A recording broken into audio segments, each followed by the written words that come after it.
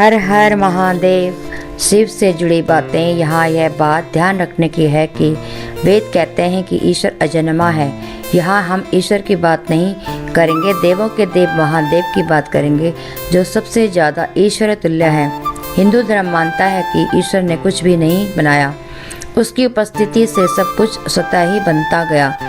ईश्वर समय और आकाश की तरह है, जिसके भीतर सब कुछ है, फिर भी वह सबसे बाहर है और उसके भीतर कुछ भी नहीं है। ब्रह्मा, विष्णु और शिव का जन्म एक रहस्य है।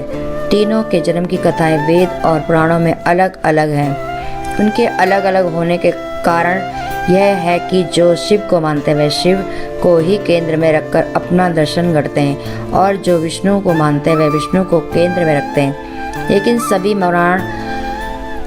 पुराण इस बात पर तो सहमत है कि शिव ने ब्रह्मा के पुत्र दक्ष की पुत्री सती और विष्णु ने ब्रह्मा के पुत्र भृगु की पुत्री लक्ष्मी से विवाह किया था।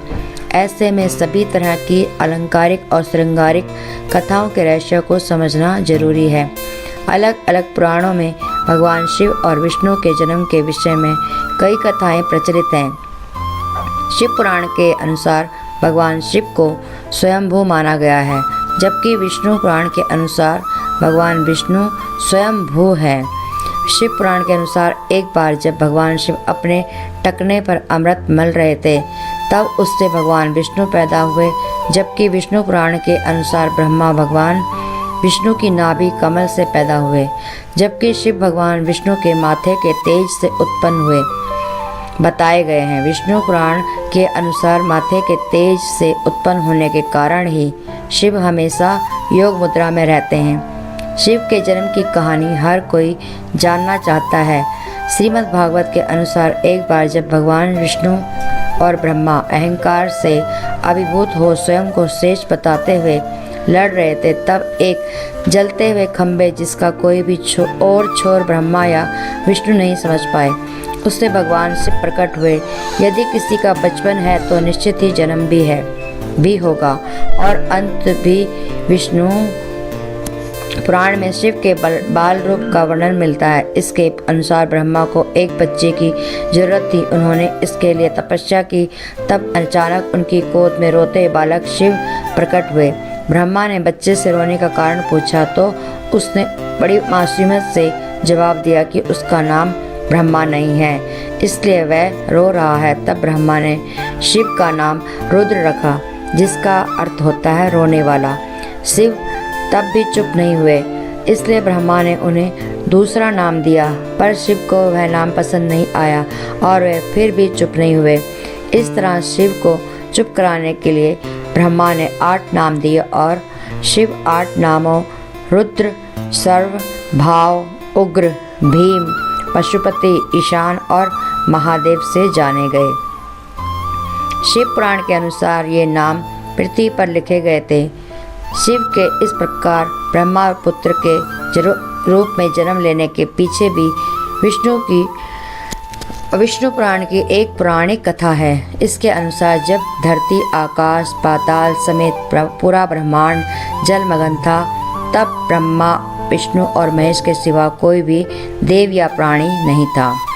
तब केवल विष्णु ही जल सतह पर अपने शेषनाग पर लेटे नजर आ रहे थे।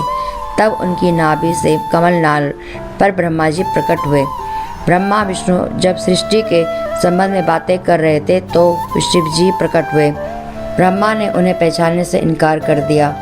तब शिव के रूठ जाने के भय से विष्णु भगवान ने दिव्य दृष्टि प्रदान कर ब्रह्मा को शिव की याद दिलाई। ब्रह्मा को अपनी गलती का एहसास हुआ और शिव से क्षमा मांगते हुए उन्होंने उनसे अपने पुत्र रूप में पैदा होने का आशीर्वाद मांगा। शिव ने ब्रह्मा की प्रार्थना स्वीकार करते हुए उन्हें यह आशीर्वाद प्रदान किया। कालांतर में विष्णु के कान के मैल से पैदा हुए मधुकैटभ राक्षसों के वध के बाद जब ब्रह्मा ने सृष्टि की रचना शुरू की तो उन्हें एक बच्चे की जरूरत पड़ी और तब उन्हें भगवान शिव का आशीर्वाद ध्यान आया। अतः ब्रह्मा ने तपस्या की और बालक शिव बच्चे के रूप में उनकी गोद में प्रकट हुए। भगवान शिव का विवाह ब्रह्मा के पुत्र दक्ष की पुत्री सती से हुआ था। एक बार दक्ष ने एक विशाल यज्ञ का आयोजन किया। लेकिन उन्होंने शिव व सती को निमंत्रित नहीं किया।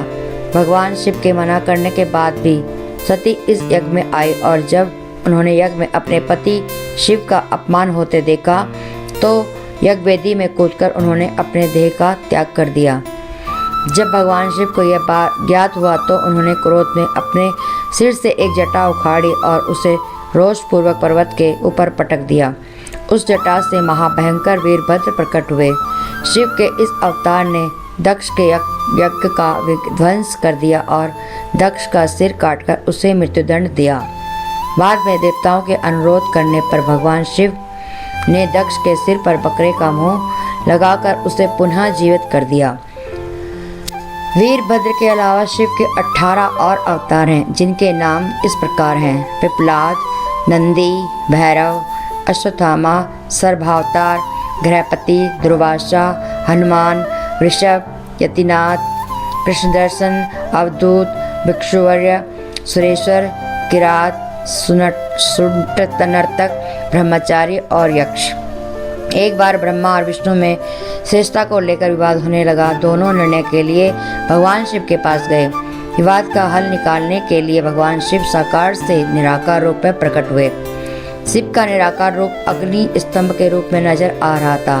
ब्रह्मा और विष्णु दोनों इसके आदि और अंत का पता लगाने के लिए चल पड़े। कई युग बीत गए लेकिन उसके आदि और अंत का पता नहीं लगा। जिस स्थान पर यह घटना हुई वह अरुणाचल के नाम से जाना जाता है।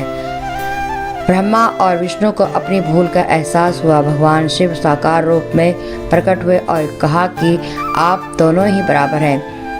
इसके बाद शिव ने कहा कि पृथ्वी पर अपने ब्रह्मा रूप का बोध कराने के लिए मैं लिंग रूप में प्रकट हुआ, इसलिए अब पृथ्वी पर इसी रूप में मेरे पर ब्रह्मा रूप की पूजा होगी। इसकी पूजा से मनुष्य को भोग और मोक्ष की प्राप्ति हो सकेगी। सबसे पहले रुद्र हुए। उन्हीं रुद्र का एक अवतार महेश का है और उन्हीं महेश का महादेव और शंकर कहते हैं।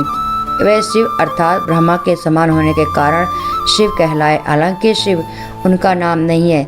रुद्र अवतार में से एक भैरव है। शिव से भी बढ़कर सदाशिव की महिमा का वर्णन पुराणों में मिलता है।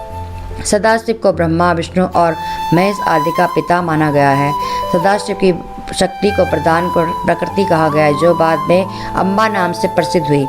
वह शक्ति अंबिका, पार्वती या सती नहीं कही गई। उसको प्रकृति, सुरेश्वरी, त्रिदेव जननी, ब्रह्मा, विष्णु और महेश की माता, नित्य और मूल कारण भी कहते हैं। सदाशिव द्वारा प्रकट की गई उस शक्ति की 8 भुजाएं हैं।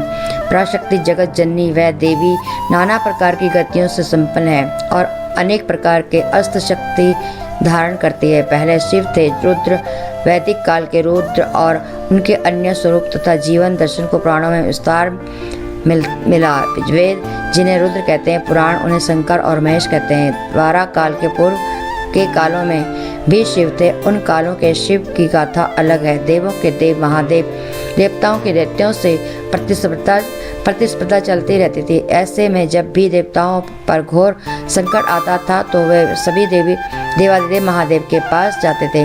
दैत्यों, राक्षसों सहित देवताओं ने भी शिव को कई बार चुनौती दी, लेकिन वे सभी परास्त होकर शिव के समक्ष झुक गए। इसलिए शिव हैं देवों के देव महादेव। वे दैत्यों, दानों और भूतों के भी प्रिय भगवान हैं। संपूर्ण धरती पर शिव का ही धर्म प्रचलित है। आदि देव शिव और गुरु दत्तात्रेय को धर्म और योग का जनक माना गया है। शिव के साथ शिष्यों ने ही शिव के ज्ञान और धर्म की संपूर्ण धरती पर प्रचलित किया। कहते हैं कि शिव ने ज्ञान योग की पहली शिक्षा अपनी पत्नी पार्वती को दी थी। दूसरी शिक्षा जो योग की थी उन्होंने केदारनाथ में कांति सरोवर के तट पर अपने पहले 7 शिष्यों को दी थी। उन्हें ही सप्तऋषि कहा गया है, जिन्होंने योग के अलग अलग आयाम बताए और ये सभी आयाम योग के 7 मूल स्वरूप हो गए। आज भी योग के ये 7 विशिष्ट स्वरूप मौजूद है। इन सप्तऋषियों को विश्व की अलग अलग दिशाओं में भेजा गया, जिससे वे योग के अपने ज्ञान को लोगों तक पहुंचा सके। कहते हैं कि एक को मध्य एशिया, एक को मध्य पूर्व एशिया व उत्तरी अफ्रीका, एक को दक्षिण अमेरिका, एक को हिमालय के निचले क्षेत्र में, एक ऋषि को पूर्वी एशिया, एक को दक्षिण में भारतीय उपमहाद्वीप में भेजा गया और एक आदि योगी के साथ वहीं रह गया। अगर इन इलाकों की संस्कृति पर गौर किया जाए तो आज भी इन ऋषियों के योगदान के चिन्ह वहाँ दिखाई दे जाएंगे। आज से 15 से 20 हजार वर्ष पूर्व बारह काल की शुरुआत में जब देवताओं ने धरती पर कदम रखे थे, तब उस काल में धरती हिमयुग की चपेट में थी। इस दौरान भगवान शंकर ने धरती के केंद्र कैलाश को अपना निवास स्थान बनाया। विष्णु ने समुद्र को और ब्रह्मा ने नदी के किनारे को अपना स्थान बनाया था। पुराण कहते हैं कि जहाँ पर शिव विराजमान है उस पर्वत के ठीक नीचे पाताल लोक है, जो भगवान विष्णु का स्थान है। वह स्थान है शिव के आसन के ऊपर वायुमंडल के पार क्रमशः सर्वलोक और फिर ब्रह्मा जी का स्थान है, जबकि धरती पर कुछ भी नहीं था। इन तीनों से सब कुछ हो गया। वैज्ञानिकों के अनुसार तिब्बत धरती की सबसे प्राचीन भूमि और पुरातन काल में इसके चारों ओर समुद्र हुआ करता था। फिर जब समुद्र हटा तो अन्य धरती का प्रकटन हुआ और इस तरह धीरे धीरे जीवन भी फैलता गया। सर्वप्रथम शिव ने ही धरती पर जीवन के प्रचार प्रसार का प्रयास किया, इसलिए उन्हें आदिदेव भी कहा जाता है। आदि का अर्थ प्रारंभ, शिव को आदिनाथ भी कहा जाता है। आदिनाथ होने के कारण उनका एक नाम आदिश भी है। इस आदिश शब्द से ही आदेश शब्द बना है। नाथ साधु जब एक दूसरे से मिलते हैं तो कहते हैं आदेश। शिव के अलावा ब्रह्मा और विष्णु ने संपूर्ण धरती पर जीवन की उत्पत्ति और पालन का कार्य किया। सभी ने मिलकर धरती को रहने लायक बनाया और यहाँ देवता, दैत्य, दानव, गंधर्व, यक्ष और मनुष्य की आबादी को बढ़ाया। ये है भगवान शिव से जुड़ी बातें। कैसी लगी ये बातें आपको कमेंट में बताएं। हर हर महादेव।